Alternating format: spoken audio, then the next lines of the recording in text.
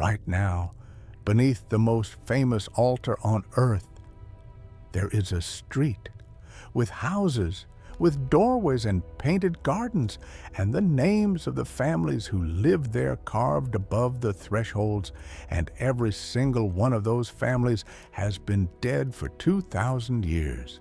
You are standing, if you've ever stood inside St. Peter's Basilica, on the roof of a city, not a metaphor, a real city. Streets, walls, portraits still staring out from the plaster. 12 meters straight down in the dark, where almost no one is ever allowed to go. The Romans had a word for a place like this: necropolis, the city of the dead. And here is the part that should stop you cold. The holiest ground in all of Christianity, the spot a billion people turn toward, was not always holy.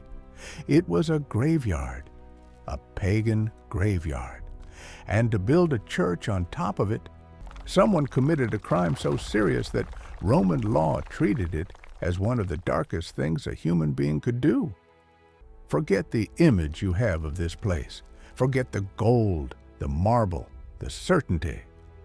Underneath all of it is soil and bone and a secret that stayed buried for 1,600 years.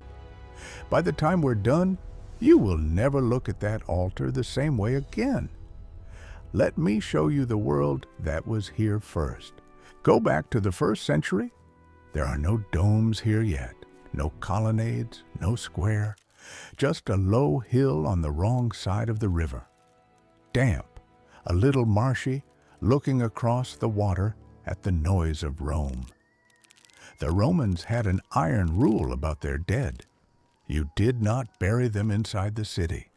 The dead belonged outside the walls, along the roads where travelers would pass the tombs, and, the Romans believed, keep the names of the dead alive simply by reading them.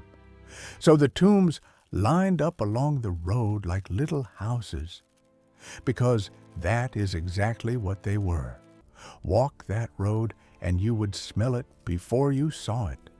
Wood smoke, crushed flowers, wine poured onto the ground for someone who could no longer drink it. Families came here to eat dinner with their dead.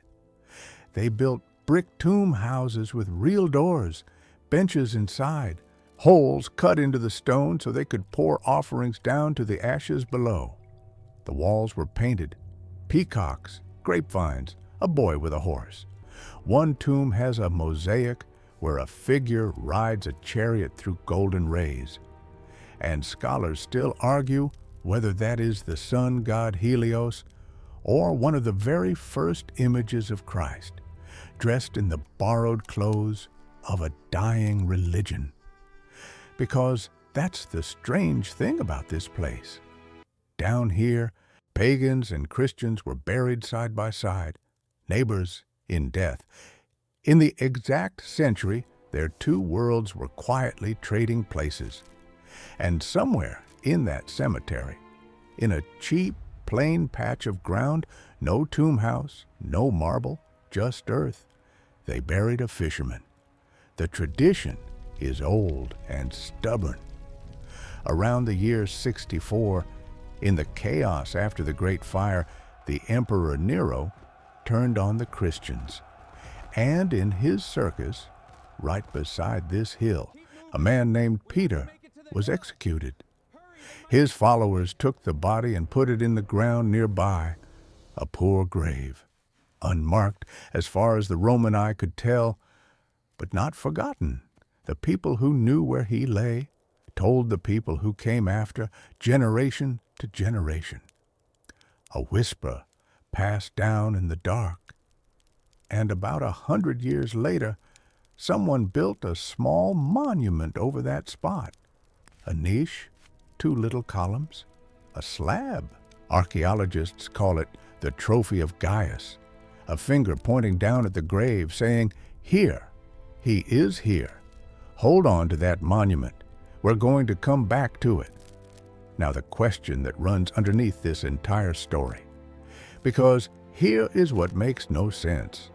In the year 312, everything changes. An emperor named Constantine wins a war and decides Christianity will no longer be hunted. It will be honored. He starts building churches across the empire. And when it comes to Peter, Constantine makes a choice that his own engineers must have begged him to reconsider. He does not build on flat ground. He does not pick an easy open field somewhere in Rome. He looks at that crowded, sloping, working cemetery on the hill, and he says, the altar goes there, exactly there, over that one grave. Why? Why would the most powerful man in the world fight a hillside, break his own laws, and desecrate hundreds of tombs? For a single patch of dirt? Keep that question open. It's the key to everything. Because what Constantine ordered next was, by Roman standards, a horror. To put a church over Peter, he had to flatten the hill. The slope ran two ways at once, falling east to west, and dropping hard toward the valley of the Circus. The grave sat on that slope. The floor of a great basilica cannot. So his workers moved earth. More than 40,000 cubic meters of it. Let me make that real. Picture 16 Olympic swimming pools, filled not with water, but with soil and rubble and broken stone, carried basket by human hands. And the tombs? The tops of the tomb houses, the parts that rose above the new floor level, were smashed off. The lower halves were packed solid with dirt, sealed, swallowed, and the families, the living families who still came here to pour wine for their dead, were ordered to take their ancestors and leave. You have to understand what that meant to a Roman. To disturb a grave was violatio sepulchri, the violation of a tomb. It was sacrilege. It could be a capital crime. The dead were under the protection of the gods themselves. Constantine did it anyway.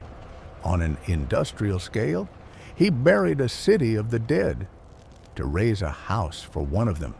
And now the question pays off. Because in all that destruction, there is one spot the workers did not touch. The ground directly beneath where the altar would stand. The spot under the trophy of Gaius, under that little monument pointing down, was left open, protected, a void carefully preserved in the middle of all that filling and flattening.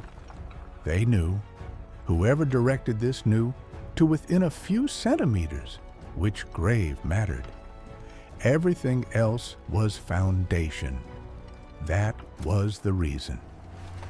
Constantine wasn't building a church and happening to put it here. He was building the entire thing as a stone arrow, aimed straight down at one man's bones, and then the earth closed over it, and it stayed closed for 1,600 years. The first basilica rose, then it crumbled, and the one we know today was built over the ruins of the first. Layer on layer on layer, the street of tombs slipped completely out of memory.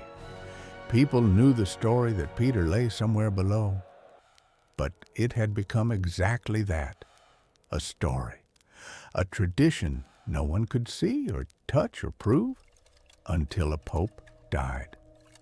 In 1939, Pius XI passes away and asks to be buried as close to Peter as possible, down in the crypts beneath the floor.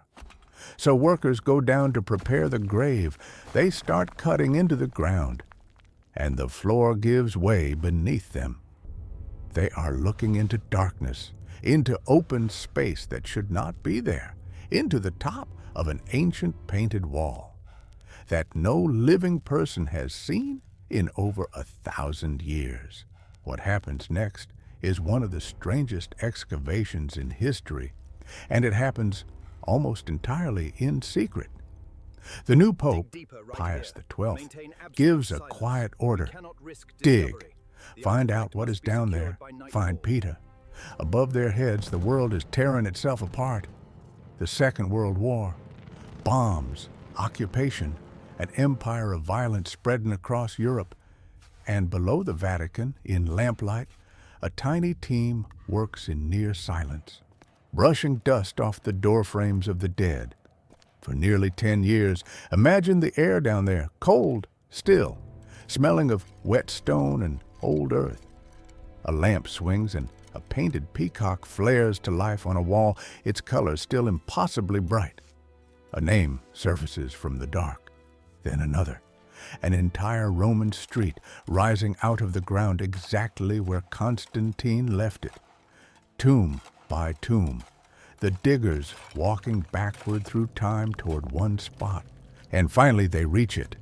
The red wall, the little niche, the trophy of Gaius, the monument pointing down. In 1950, Pius XII goes on the radio and tells the world, the tomb of Peter has been found. But listen carefully to what he does not say. He does not say they found Peter. The grave, yes. The bones, he can't promise. Not yet. And that hesitation hides the real secret. The secret inside the secret. Because by then, something had already gone quietly, badly wrong. During the dig, a set of bones had been lifted out of a niche in the wall beside the monument, lifted out and set aside, tucked into a storage box, off the record, not properly documented, not announced, just moved. For years, that box sat in storage, forgotten a second time. The possible bones of the first pope, in a wooden crate in a back room. So here is the loop I need you to hold until the very end. If they found the grave, where did Peter actually go?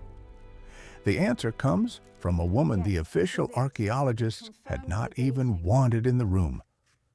Her name was Margherita Guarducci, not a digger, a reader, one of the great experts in the world at deciphering ancient scratched inscriptions. And she became fascinated by a wall everyone else had written off as noise.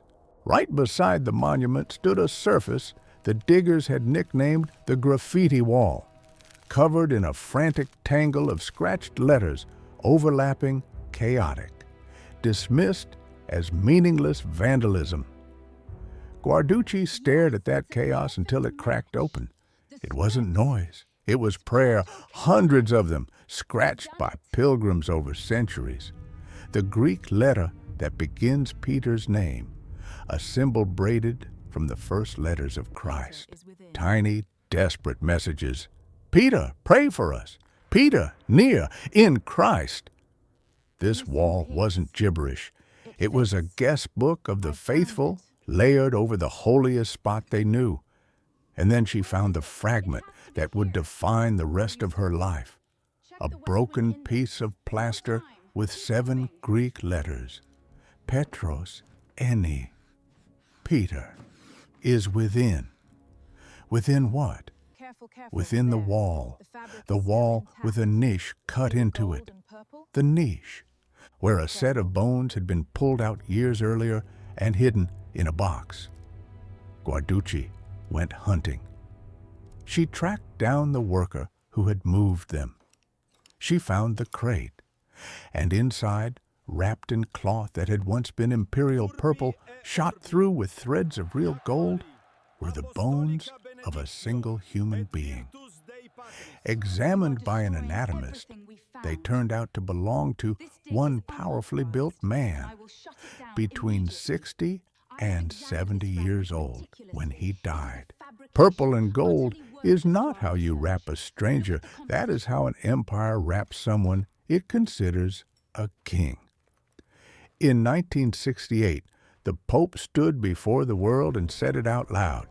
The relics of St. Peter had been found, and I would love to end a story right there, on the triumph, on the proof, but this is the city of secrets, and it does not give you a clean ending because the man who had led the original dig never accepted Guarducci's discovery. He insisted those bones had no clear connection to the grave. He fought her reading of the inscription, argued the letters could mean something else entirely, that the whole chain of evidence was too fragile to carry the weight of an apostle. The fight turned bitter and personal, and it never really ended. To this day, serious scholars disagree about whether the Petros Eni fragment proves anything at all. And the truth is that disagreement is the most honest thing about this entire place. So step back with me. Look at the whole shape of it. Every single layer of this story is an act of burying. Constantine buried an entire city of the dead to mark one grave.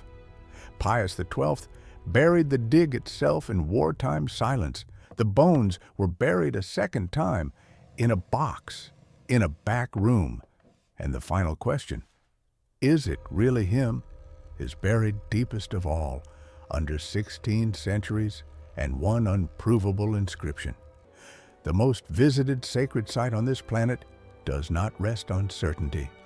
It rests on a grave that absolute proof can never quite reach, and on the willingness of billions of people to believe anyway, and maybe that's the part that stays with you. We like to imagine that faith is built on solid ground, stone, evidence, bone you can hold. But the foundation of the largest church on earth is something far more fragile and far more human than that. It's a whisper passed hand to hand in the dark. He is here, he is here, guarded across 2,000 years by people who could never, ever be completely sure, and chose to keep believing it anyway. There is something almost unbearably tender about that. A faith strong enough to move 40,000 cubic meters of earth, resting on a doubt no one has ever managed to bury. If this changed the way you picture that altar, if you'll never walk past a city of the dead again without wondering what's underneath, then take 1 second to like this and subscribe, so the next door we open in time finds you waiting on the other side. But before you go, I want your answer to the question those diggers never could resolve. If it were you, standing over that grave in the lamplight, would you need the proof, or would the whisper be enough?